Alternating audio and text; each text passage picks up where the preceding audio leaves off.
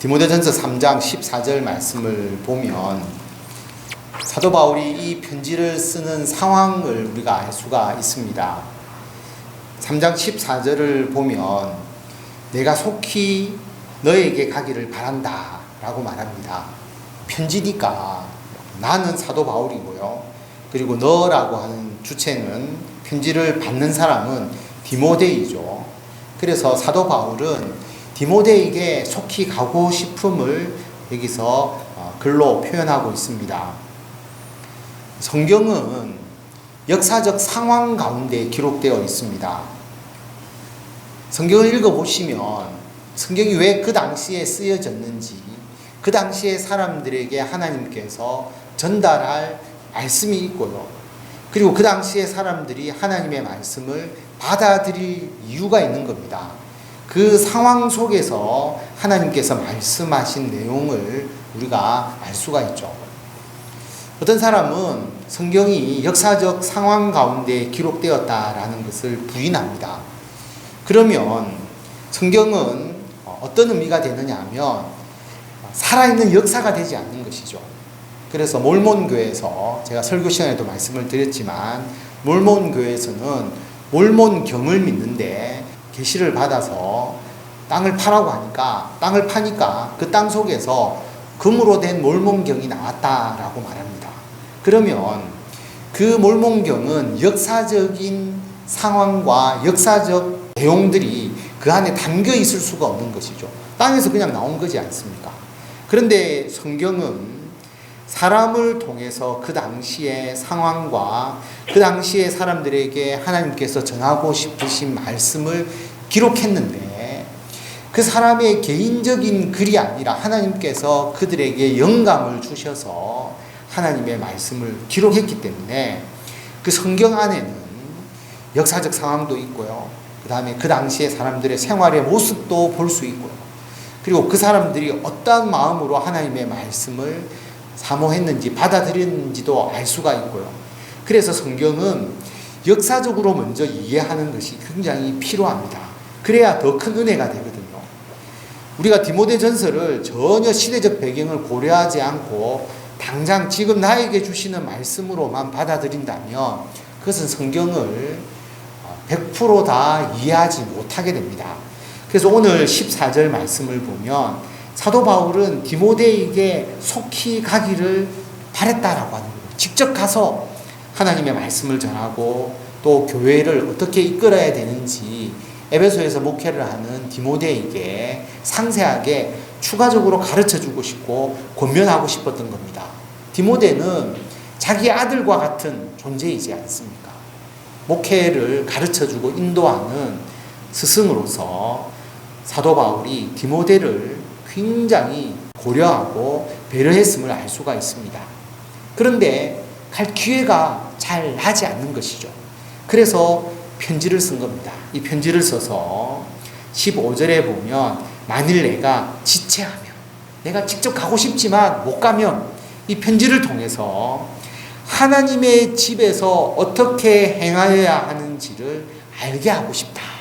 하나님의 집, 교회에서 직분자들이 그리고 사역자들이 또 성도들이 교회에서 어떻게 해야 하는지를 가르쳐주기 위해서 이 편지를 쓴 것이다. 그래서 디모데 전 후서를 목회서신이라고 표현을 합니다. 그리고 우리가 지금까지 쭉 보았지만 직분자는 어떻게 해야 되고 그리고 성도들이 어떻게 해야 되고 또 교회의 사역자들이 어떻게 해야 되고 이러한 내용들을 상세하게 기록하고 있음을 알 수가 있습니다. 하나님의 집에서 어떻게 행하여야 하는지를 알게 하기 위해서 이 편지를 쓰는 것이다. 하나님의 집은 어떤 곳이냐? 이 집이 바로 하나님의 교회. 집이라는 것은 거처하는 의미잖아요. 우리의 집은 우리가 있으니까, 우리가 사니까 우리의 집이 되는 거 아닙니까? 하나님의 집이라고 표현할 때는 하나님께서 거기에 머무신다라는 의미를 담고 있는 것입니다. 물론 하나님이 성전에만 계시는 것도 아니고 교회에만 계시는 것도 아니고 하나님은 온 우주 만물 가운데 계시지만 솔로몬이 지은 성전에 하나님께서 뭐라고 말씀하셨느냐 하면 그 성전이 하나님의 이름으로 기록되어 있잖아요. 자, 여러분들이 출장을 많이 이제 가시거나 또 해외에 여러분들이 사업차 많이 다니시고 실제로 365일 중에 한 달 정도밖에 여러분의 집에 머무르지 않는다 할지라도 왜 그게 여러분의 집이냐 하면 거기에 여러분의 명패가 있고 여러분의 이름으로 등기가 되어 있고 여러분의 이름이 거기 있으니까 집이 되는 거잖아요. 하나님이 교회 안에만 머무르거나 성전 안에만 머무르는 것은 아니지만 하나님은 그 성전에 이름을 두시고 교회에 이름을 두시고 그리고 그 교회를 세심하게 살피시고 거기서 예배하고 기도하는 자와 거기서 만나시기 때문에 성전을 교회를 하나님의 집이라고 이야기를 하고 그 하나님의 집은 살아계신 하나님의 교회고 진리의 기둥과 터다. 하나님의 집이 바로 하나님의 교회고 교회는 진리의 기둥과 터다라고 말씀합니다. 하나님의 말씀이 진리이지 않습니까? 그런데 그 진리의 기둥이고 터니까 터와 기둥이 있으면 든든하게 지키는 것이 않습니까? 하나님의 말씀을 진리로 지키고 보존하고 전파하는 것이 바로 교회다라고 하는 것입니다. 하나님의 말씀이 무엇을 통해서 보존될 수가 있습니까? 여러분 생각해 보시면 교회를 제외하고 여러분 이 성경 말씀이 보존될 수가 있겠느냐라고 하는 겁니다. 교회 없어도 이 성경 말씀을 잘 보관해서 타임캡슐에 넣어놓거나 또는 요즘 같으면 USB나 또는 CD로 구워서 또 영상으로 찍어서 잘 보관하면 되지. 교회가 굳이 이 성경을 보존하고 그리고 전파해야 할 이유가 있습니까? 라고 반문하는 사람이 있을 수도 있죠. 그런데 여러분 하나님의 말씀이 진리인데 그 말씀이 그냥 책으로만 계속 보존된다고 해서 하나님의 말씀이 진리로서 보존된다고 할 수 있겠습니까? 하나님의 말씀은 살아있기 때문에 여러분 이 하나님의 말씀이 보존되기 위해서는 하나님의 말씀이 선포되어야 되고요. 그 말씀이 우리들의 삶 속에서 지켜져야 되고요. 그리고 대를 이어서 계속 그 말씀이 가르쳐져야 되는데 그렇게 할 수 있는 곳이 어디냐라고 하면 바로 교회밖에 없다라고 하는 겁니다. 하나님의 말씀을 우리가 단지 공부하고 지식으로만 행한다라고 하면 교회가 아니라 하나님의 말씀을 가르치는 학교나 또는 뭐 강의하는 곳 이런 곳이 진리를 보존하는 곳이 될 수 있을지 모르지만 교회는 말씀을 배우고 지식적으로만 아는 곳이 아닙니다. 어떻게 보면 비유를 말한다면 교회는 의과대학이고 또 대학병원이다라고 할 수 있습니다. 의과대학이 있고 또 대학병원이 있는데 이 두 가지 시스템이 있는 이유가 뭐냐 하면 의과대학에서는 의학을 가르치잖아요. 연구하죠. 그래서 우리가 지식적인 측면에서의 그 의료 기술을 더욱더 발달시키는 그런 역할을 합니다. 그래서 의사가 또는 의학연구소 또 각종 분야의 전문가들이 연구를 하고 개발하고 그렇게 해야 의료기술이 점점 발달할 수 있지 않습니까? 그런데 의료기술을 실험실에서만 하는 게 아니지 않습니까? 이것을 사람에게 궁극적으로 적용해야 되잖아요. 임상을 해야 되죠. 그리고 직접 치료를 하다 보면 평소에 생각하지 못했던 다양한 질병과 치료법들이 개발되고 적용되잖아요. 그게 다시 의학으로 연결이 되는 겁니다. 그래서 의과대학과 병원 시스템이 같이 상호작용을 해야 진정한 의학이 전수되고 개발되고 적용될 수가 있는 것이죠.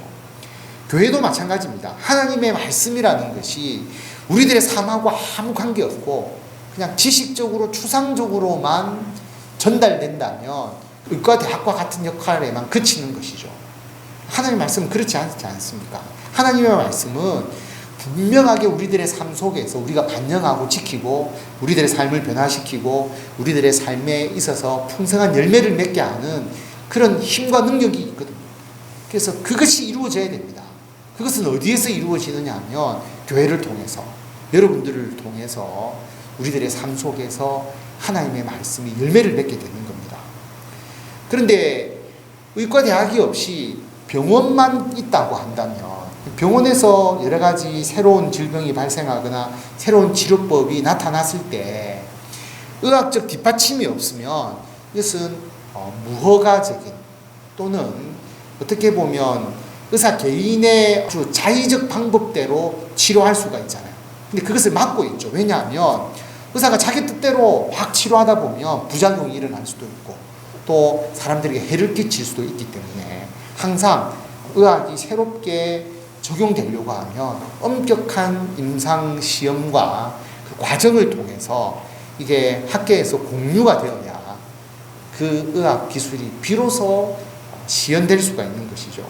그렇기 때문에 하나님의 말씀이라는 것을 성경에 근거하지 않고 개인적 경험이나 또는 개인적 체험에만 매달리게 된다면 어떤 문제가 있느냐 하면 하나님의 말씀으로 검증받지 않은 개인의 어떻게 보면 사이비적인 또는 무당적인 미신적인 신앙으로 흐를 가능성이 굉장히 많은 겁니다.